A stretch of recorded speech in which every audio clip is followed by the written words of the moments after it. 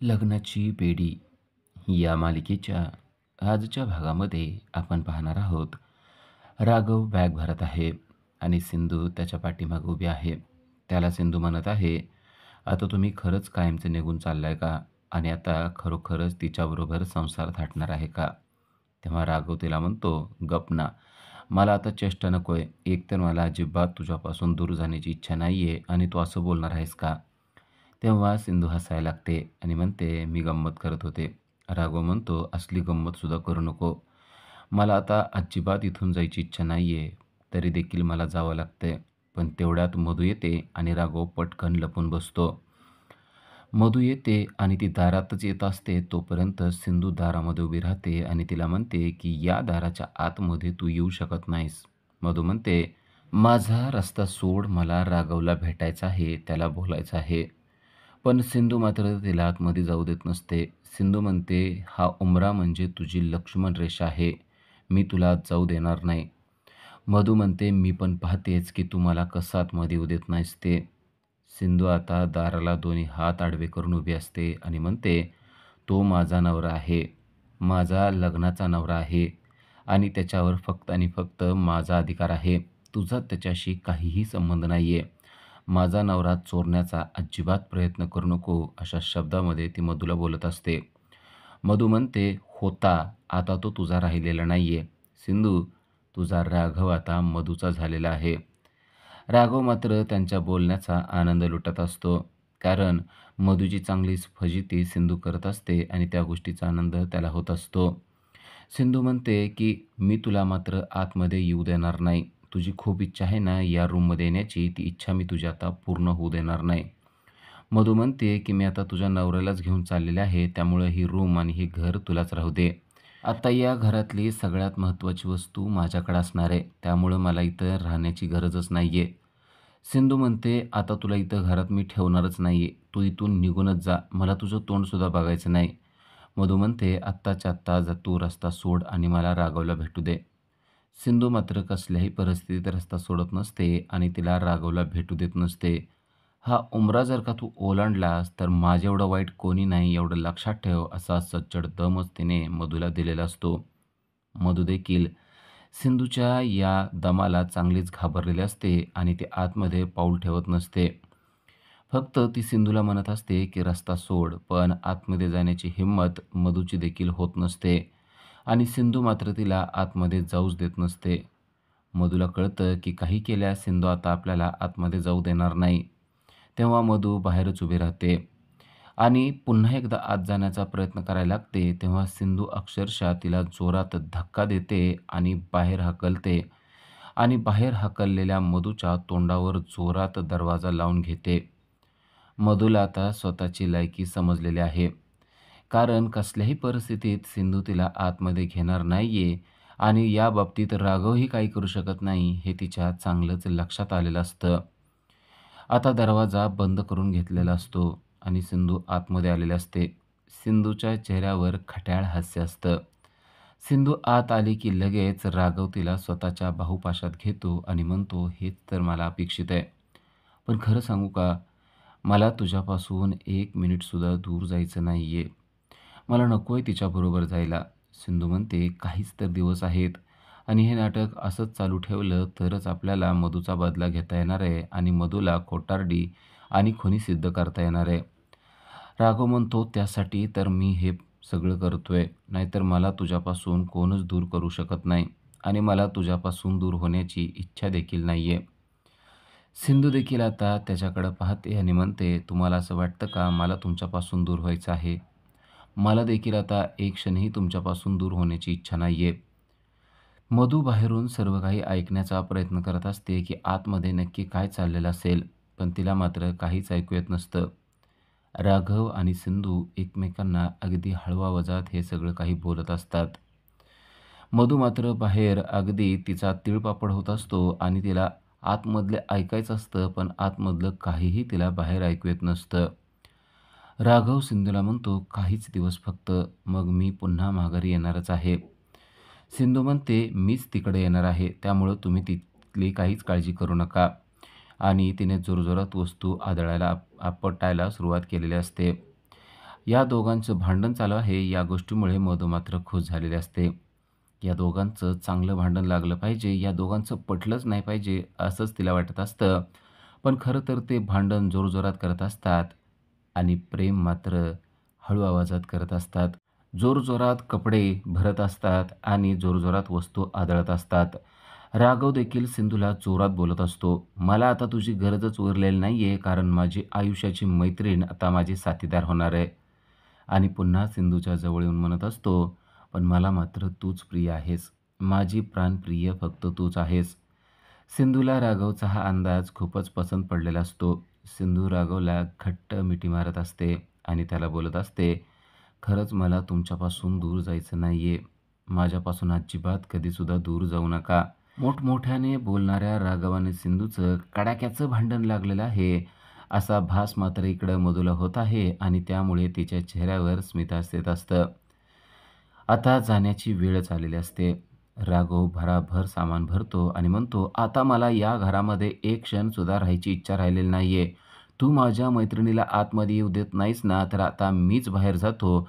असं म्हणून तो साहित्य भरत असतो आणि सिंधू मात्र या गोष्टीवर हसत असते. आता राघवने बॅग हातात घेतलेली असते आणि बंद दरवाजा त्याने उघडलेला असतो. तेव्हा सिंधू दाराच्या मध्ये आडवी उभी राहते आणि "मी तुम्हाला कसल्याही परिस्थितीत घराच्या बाहेर जाऊ देत नाही," असं नाटकी बोलायला सुरुवात करते. राघव म्हणतो, "आता दुनियातली कोणतीच ताकद मला मधूच्या जवळ जायला अडवू शकत नाही." आणि तो सिंधूला ढकलतो आणि बॅग आणि मधू घेऊन तिकडे हॉलमध्ये जातो. मधू त्याच्या पाठीमागच धावत पळत जात असते. आता मधू आणि राघव हॉलमध्ये आलेले असतात.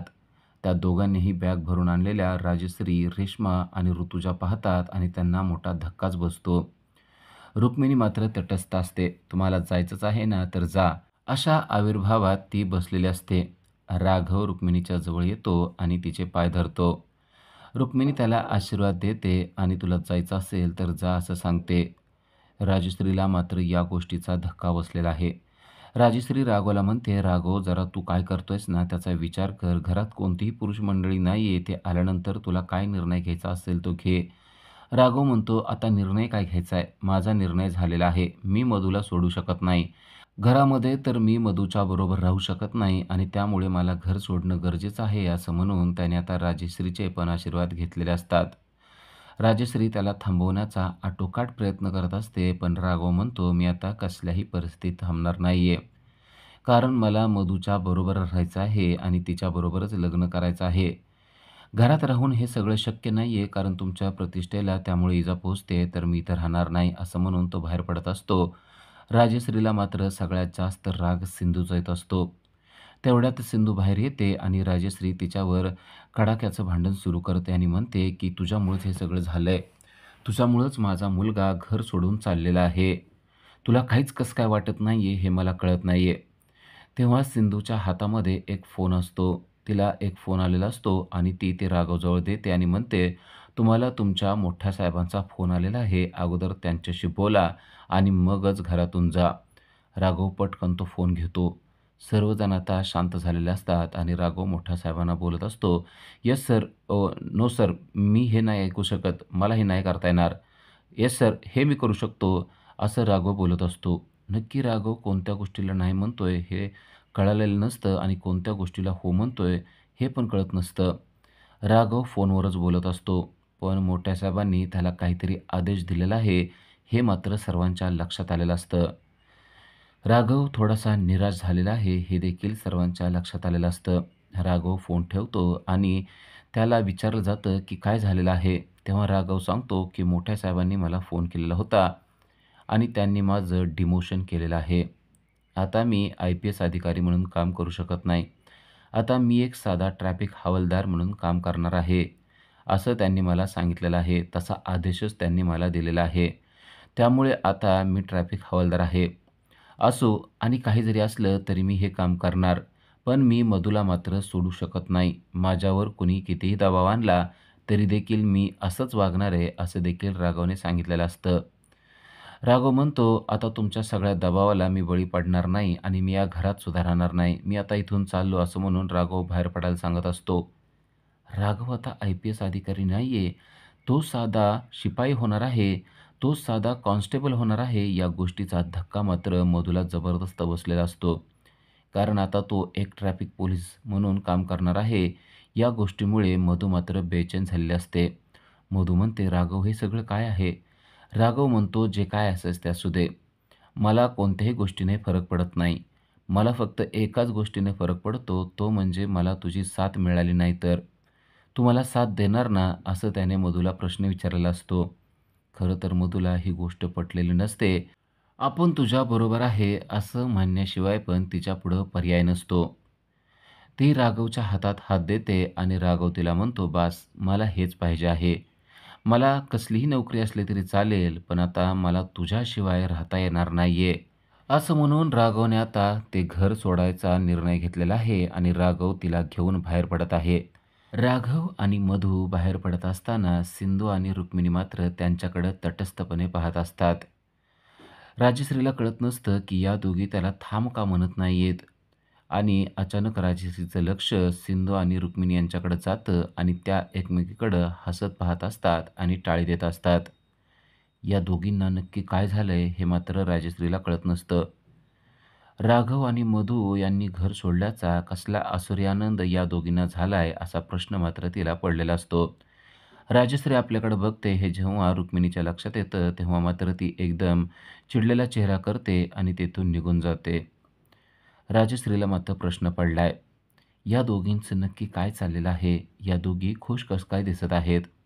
तर इकडे राघव आता मधूला घेऊन एका छोट्याशा रूममध्ये आलेला आहे. 10 बाय 10च्या अतिशय गलिच्छ अशा रूममध्ये तिला तो घेऊन आलेला आहे. झोपडपट्टीमध्ये ती रूम आहे आणि ती रूम बघितल्याबरोबर मधूच्या मात्र शिट्ट्या वाजलेल्या आहेत. अस्ताव्यस्त झालेली ती रूम, त्या घरातलं साहित्य, सर्वत्र धूळ आणि त्या ठिकाणी आता आपल्याला राहावं लागणार आहे हे पाहिल्यानंतर मधूला अक्षरशः चक्कर आल्यासारखं झालेलं आहे. आता हा सगळा पसारा आवरावा लागणार आहे असं राघव तिला सांगत आहे. पण तू आहेस म्हणल्यानंतर मला काही भीती नाही आहे. मला माहिती आहे तू हे सगळं करणार आहे. आपल्या प्रेमाखातीर तू काहीही करू शकते, त्यामुळं तू हे करणार मला माहीत आहे. आता सध्या मी कॉन्स्टेबल म्हणून काम करतो, त्यामुळं आपल्याला मोठं घर अफोर्ड होणार नाही, म्हणून मी हे छोटं घर घेतलेलं आहे. चालेल ना? असा प्रश्न त्याने तिला केलेला असतो.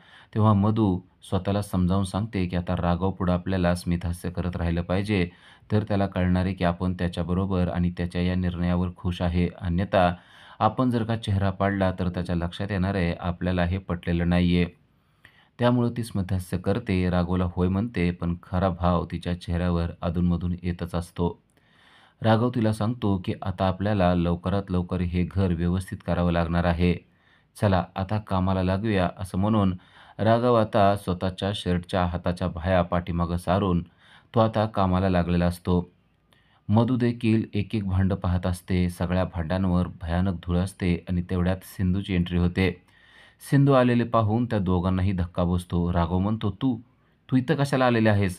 ती म्हणते, "माझा पतिदेव आहे ना, तर तो काय करतोय हे बघायला मला यायलाच पाहिजे ना. एकतर माझा पती हिने हिसकावून घेतलेला आहे, चोरलेला आहे आणि ही काय करते बघायला पाहिजे म्हणून मी इथं आलेली आहे. तुम्ही नक्की कसल्या महालात राहताय ना, हे बघायला मी आलेले आहे." आणि ते सगळं घर बघून ती मधूकडं पाहून म्हणते, "आता तू या महालात राहणार आहेस वाटतं. बघ जरा तुझी काय अवस्था झालेली आहे. राघवला तू साथ देतेस ना, पण तू आता भिकारी झालेला आहेस आणि झोपडपट्टीत येऊन राहिलेले आहेस. त्यामुळे आता तुला इथं राहायचं असेल तर राहा." राघव म्हणतो, "तू आमच्या प्रेमाची परीक्षा घेऊ नको. मधूला इथं राहायचं आहे आणि ती स्वतःहून इथं आलेली आहे. त्यामुळं तू आता तिला काहीही शिकवू नको. आमचं प्रेम खरं आहे आणि आम्ही कुठेही राहू शकतो." सिंधू म्हणते, "तुमचं प्रेम खरं आहे तर राहा, पण मी त्यासाठी आलेली नाही आहे. मी तुमच्यासाठी वर्दी घेऊन आलेली आहे. आता तुम्ही कॉन्स्टेबल आणि पोलीस हवालदार झालेला आहात ना, म्हणजेच तुम्ही आता ट्रॅफिक हवालदार झालेला आहात ना, आता बाहेर उभारून असा हात करून तुम्हाला काम करावं लागणार आहे. आता उन्हातसुद्धा तुम्हाला उभं राहावं लागणार आहे. मस्त सनस्क्रीन वगैरे लावायची आणि चौकात जाऊन उभं राहायचं. हा घ्या ड्रेस." असं म्हणून तिने एक ड्रेस आणलेला आहे आणि तो ड्रेस ती राघवला देते. "तुमच्या साहेबांनी हा ड्रेस माझ्याकडे पाठवलेला होता आणि त्यामुळं हा ड्रेस घेऊन मी इथं आलेले आहे." राघव तो ड्रेस हातात घेतो आणि मधूला सांगतो, "आजपासून मला चौकात उभं राहावं लागणार आहे. आता मी ट्रॅफिक हवालदार असणार आहे. त्यामुळं आत्ता मला ऑफिसला जावं लागणार आहे. नक्की तिथं काय चाललंय ते बघावं लागणार आहे. आता तू काय कर, तू स्वतःच हे सगळं काम करशील ना? माझ्यासाठी एवढं करू शकशील ना?" असा प्रश्न त्याने मधूला विचारलेला आहे. मधूला मात्र आता अजून एक धक्का बसलाय.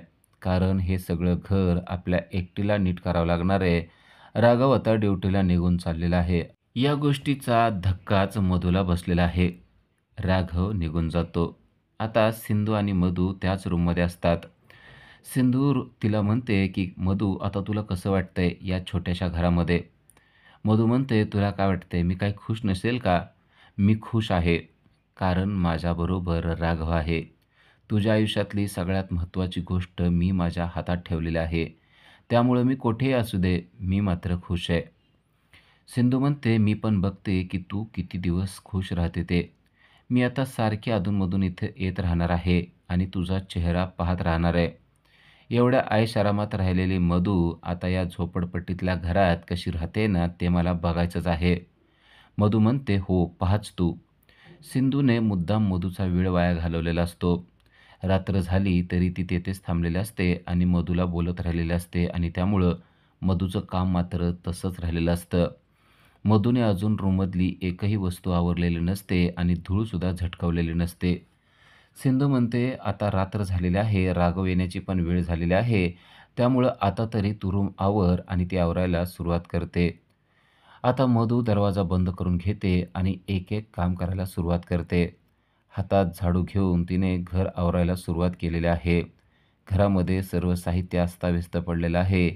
धूळ झालेली आहे आणि आता राघव आला तर आपल्याला खवळणार, आपल्यावर ओरडणार, आपल्याला लवकरात लवकर काम करायला पाहिजे असं तिला वाटतंय आणि तिने आत्ता इतक्या उशिरा काम करायला सुरुवात केलेली असते. तेव्हा सिंधूला मात्र गंमत सुचते. आता या मधूची चांगलीच गंमत करायची असं ती ठरवते आणि हातात एक मोठी काठी तिने घेतलेली आहे. मधू मात्र आता चांगलीच कामाला लागलेली आहे. सगळीकडं धूळ उडत आहे, तिला खोकला येत आहे, पण आता काम केल्याशिवाय पर्याय नाही असं तिला वाटतंय. तेवढ्यात सिंधूने लाईट बंद करून टाकलेली आहे आणि मधू पुरती घाबरून गेलेली आहे. तेवढ्यात तिचं लक्ष आरशाकडे जातं आणि तिला तिथं दिसतं की त्यावर शेण मारलेलं आहे. ती स्वतःचा चेहरा पाहते तेव्हा तिला दिसतं की आपल्याच चेहऱ्यावर हे शेण मारल्यासारखं दिसतंय आणि ती स्वतःच्या हातातल्या फडक्याने तो चेहरा पुसून घेते.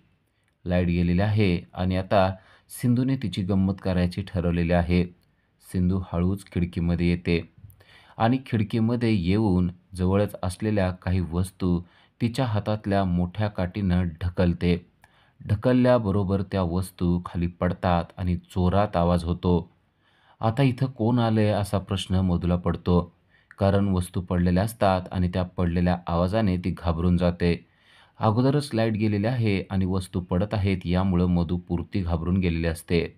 काम करावं की भीती व्यक्त करावी हे तिला कळत नसतं आणि मधूच्या या फजितीमुळे सिंधूला मात्र चांगलाच आनंद झालेला असतो. "तू आजपर्यंत मला खूप त्रास दिलायस ना, आता त्या गोष्टीचा एक-एक बदला घेतल्याशिवाय मी राहणार नाही," असंच सिंधू स्वतःला सांगत असते. उद्याच्या भागामध्ये आपण पाहणार आहोत की रुक्मिणी मात्र भलतीच खुश झालेली आहे. मधूला चांगला धडा शिकवण्यात येणार आहे. आता राघव घरी आलेला असतो आणि राघव सांगतो की मी तिकडे तिला ठेवून आलेलो आहे. रुक्मिणी आणि सिंधू म्हणतात की तिला आता एकटीलाच तिकडं राहू दे आणि तिला कळू दे की एकटं राहिल्यानंतर काय होतं आणि त्या छोट्याशा घरामध्ये तिला राहू दे म्हणजे तिची लायकी काय आहे ते तिला कळेल. राघव मस्तपैकी इकडं आलेला आहे आणि मधू मात्र तिकडं अजूनही घर व्यवस्थित करत आहे. राघव आला तर आपल्याला काय म्हणेल या गोष्टीची भीती तिला वाटत आहे आणि घरात येणाऱ्या आवाजांमुळे ती अगदी घाबरून गेलेली आहे. तेव्हा सिंधू देखील इकडं राघवला म्हणते की आता मधूची चांगलीच गंमत होत आहे.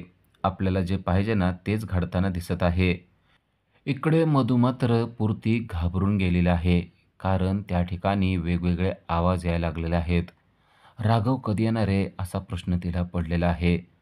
राघव मात्र येणार नाहीये ही गोष्ट तिला माहिती नाहीये कारण तिला दोघांनीही अगदी प्लॅन करून घराच्या बाहेर काढलेलं आहे आणि आता या झोपडपट्टीतल्या घरात मधूला एकटीला राहावं लागणार आहे. सिंधू, राघव आणि रुक्मिणी यांनी जबरदस्त प्लॅन करून मधूला अक्षरशः घरातून हाकलून दिलेलं आहे. पण या गोष्टीपासून मधू मात्र अनभिज्ञ आहे. आता मधूला हे काहीच कळणार नाही आणि तिला असल्याच घरामध्ये राहावं लागणार आहे. अशाच अपडेटसाठी आजच आमच्या चॅनलला सबस्क्राईब करा.